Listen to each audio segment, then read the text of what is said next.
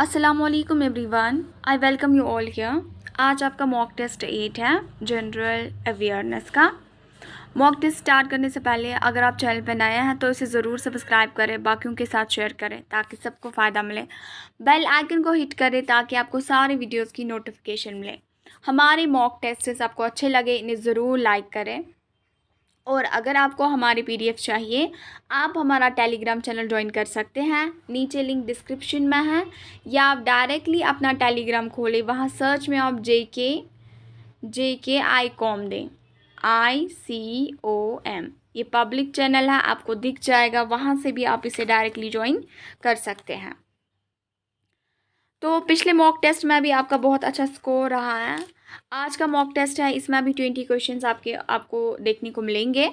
आपका score at least 15 होना चाहिए टारगेट। अगर 15 से ज़्यादा जाता है अच्छी बात है, 15 से कम है तो कोई घबराने की बात नहीं है, हार्ड वर्क करने की ज़रूरत है, बस आप भी रैंक पे आ जाएंगे।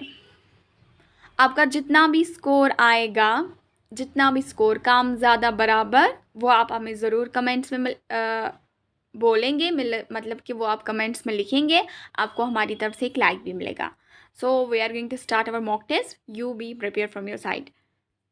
आप गिनते जाना। The first question is on your screen. The eastern most point of in India is. Eastern most point India का कौन सा है?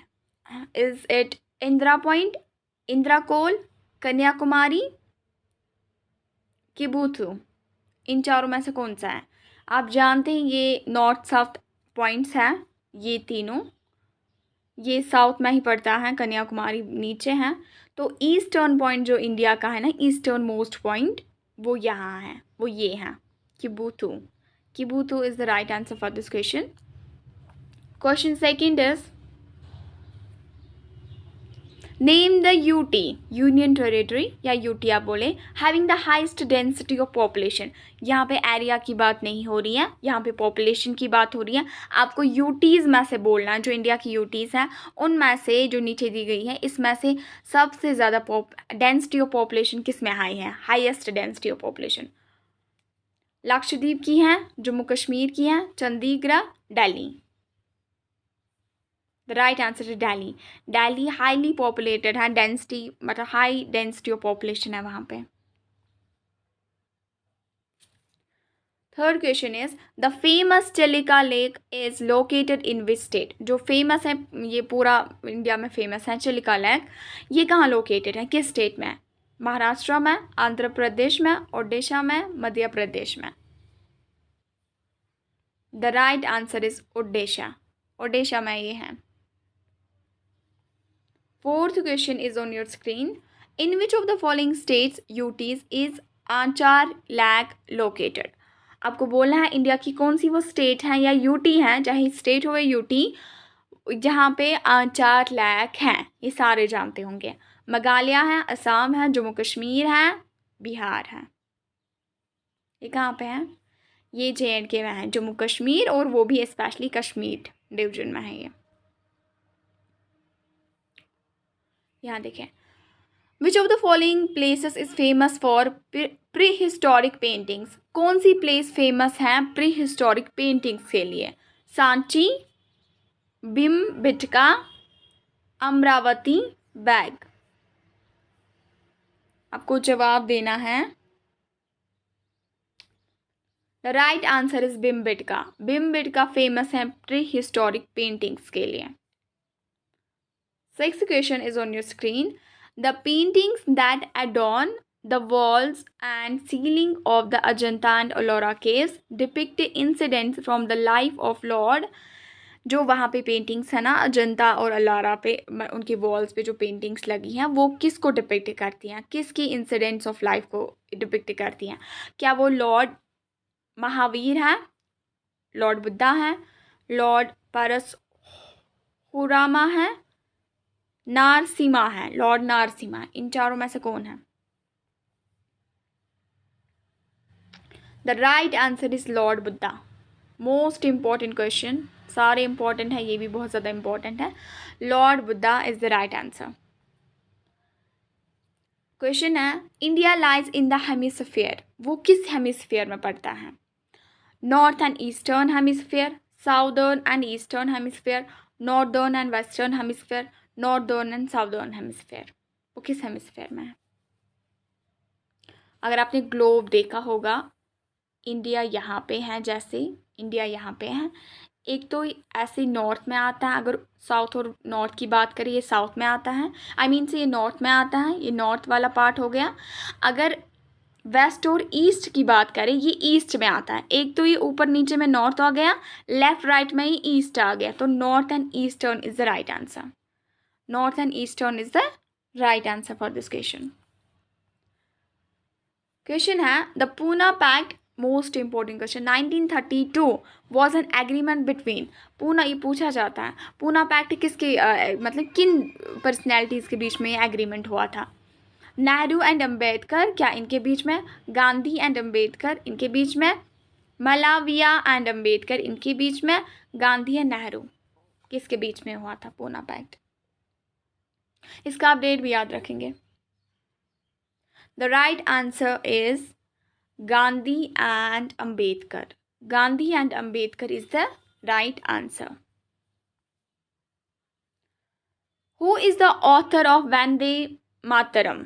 आप जानते हैं इंडिया में कितनी पॉपुलैरिटी है वंदे मातरम की, तो वंदे मातरम का कौन सा ऑथर है? क्या महात्मा गांधी हैं, रविंद्रनाथ टैगोर हैं, बंकिम चंद्र चटर्जी हैं, शरद चंद्र चटर्जी हैं? आप खुद से जवाब दें।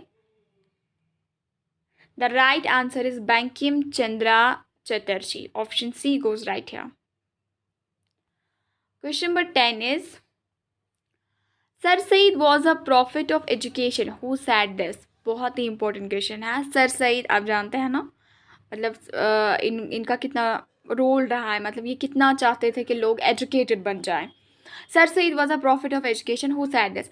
ये है ना, ये किसने ये कोट बोला है? ये कोटिंग लाइंस में है ना, ये कोट किसने बोला है? नीचे कुछ पर्सनैलिटीज़ है, इसके बारे में, सर सईद के बारे में ये किसी ने कोट दिया है, किसने दिया है? क्या महात्मा गांधी ने, श्री नारायण गुरु ने, छत्रपति स्वामीकल तिलक, इन चारों में से किसने बोला है? The right answer is Mahatma Gandhi. Mahatma Gandhi ने कोट दिया है। Question is in December 2021 Ascot Wildlife Sanctuary has been declared as an eco-sensitive zone, ESZ से डिक्लेयर किया गया है by the Union Environment Ministry.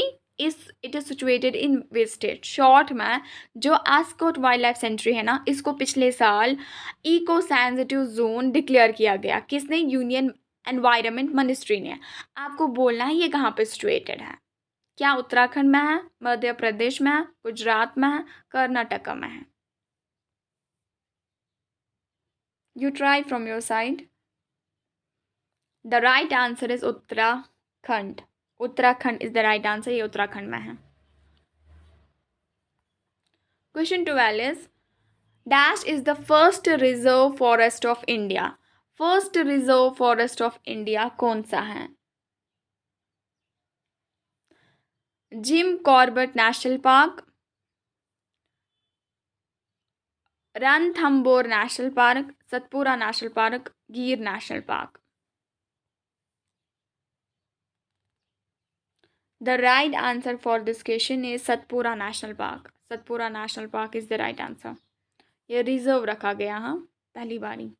वहाँ पे नेशनल पार्क और वाइल्ड लाइफ में क्या होता है? रिजर्व होती है कोई चीज़, किसी जगह एनिमल्स को, किसी जगह प्लांट लाइफ को, किसी जगह combination of both, all these things goes with the reservation there, whether it's national park is wild life sanctuary. वहाँ पे इन चीज़ों का ख्याल रखा जाता है ताकि ये चीज़ें और ख़राब ना हो जाए।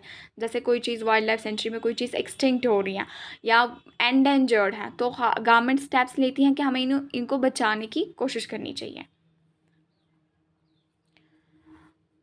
Question number 13 is here which of the following crops are grown with the onset. आपको बहुत ध्यान से सुनना है, बहुत इंपॉर्टेंट क्वेश्चन है। आपको बोलना, आपको पता है क्रॉप क्या ज़्यादा यहाँ पे होते हैं? रबी, खरीफ, ज़ैद, ये तो सबको पता है ना, 3 क्रॉप्स होते हैं। अब आपको क्वेश्चन पूछा गया which of the following crops are grown, जिनको ग्रो किया जाता है ऑनसेट ऑफ मॉनसून्स मानसून के ऑनसेट पे, शुरुआत पे, उसी के शुरुआत पे, and are harvested in the months of September October. फिर उसे हार्वेस्ट किया जाता है सितंबर और अक्टूबर। यहाँ पे तो लगाए जाते हैं, ग्रो इनको किया जाता है मानसून के ऑनसेट पे, फिर सितंबर अक्टूबर में इन्हें हार्वेस्ट किया जाता है। क्या वो रबी है, खरीफ है, ज़ैद है, कौन सा है? The right answer is kharif. Kharif is the right answer. और आपको याद ही रखना है, खरीफ को ही बोलते हैं मानसून क्रॉप। मानसून क्रॉप बोलते हैं खरीफ को। तो खरीफ गोज राइट, इसे दूसरा नाम बोलते हैं मानसून क्रॉप भी। Question number 14 is here. Plantation agriculture is a type of. Plantation agriculture is a type of.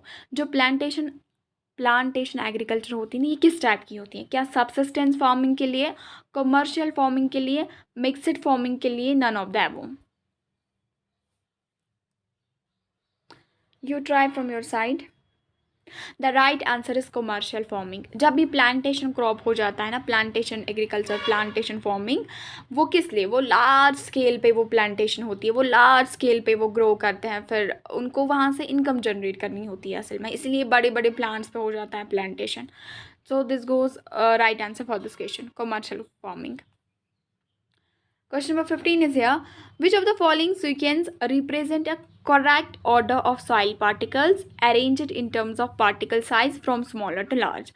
जो soil particles है ना, उसका नीचे कुछ दिया गया है क्लासिफिकेशन, आपको अरेंज करना है in terms of size. In terms of size आप बोलें, ये सारे जितने भी ऑप्शन है ये सारे सॉइल के पार्टिकल्स हैं। आपको in terms of size arrange करना, पहले छोटा, फिर उससे बड़ा, फिर उससे बड़ा, फिर उससे बड़ा। आया समझ? छोटा, बड़ा, बड़ा, बड़ा, असेंडिंग ऑर्डर में, एक ऑर्डर में आपको इसको अरेंज करना है। क्या पहले आएगा ग्रेवल, सिल्ट, क्ले, सैंड, या पहले आएगा ग्रेवल, सैंड, सिल्ट, क्ले, या आएगा सिल्ट, क्ले, ग्रेवल, सैंड, या आएगा क्ले, सिल्ट, सैंड, ग्रेवल? आपको इन टर्म्स ऑफ साइज इसको देना है। आप खुद से ट्राई करें। The right answer is clay. Clay, फिर होता है उससे बड़ा सिल्ट, उससे बड़ा बड़ा होता है सैंड, उससे बड़ा होता है gravel. In terms of size में बोल रही हूँ, ये पूरा साइज नहीं है आपके लिए। हाँ, अब आप बोलेंगे यही मतलब साइज होता है, ये नहीं, I am showing an example here. पहले सिल्ट होता है, उससे बड़ा होता, पहले क्ले होता है, उससे बड़ा होता है सिल्ट, उससे बड़ा सैंड, उससे बड़ा gravel. So option 4 is right answer. देखिए question number 16 is all of the organic and inorganic components surrounding us. बोलते हैं जितना भी ऑर्गेनिक एंड इनऑर्गेनिक कंपाउंड हमें सराउंड करता है, as well as the events, सारे events, conditions and process of their interaction, जो उनके बीच में सारी वो इंटरेक्शंस भी होती हैं, are collectively known as.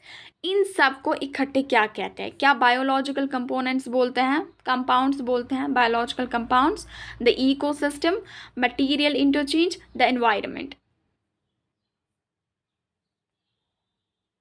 The right answer is the environment. इसे बोलते हैं the environment. Question number 17 is here, in which Indian city is the Chhatrapati Shivaji international airport located? India की किस सिटी में Chhatrapati Shivaji international airport located है? Is it Bangalore, Mumbai, Pune, Kolkata? The right answer is Mumbai. Mumbai is the right answer. Mumbai is the right answer. Question number 18 is here. Which of the following is the mascot of Indian Railways? हर एक का कोई ना कोई लोगो रहता है, तो Indian railways का Muscat क्या है?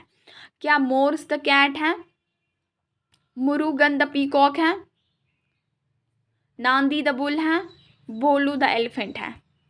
इंडियन रेलवे का मस्कट क्या है?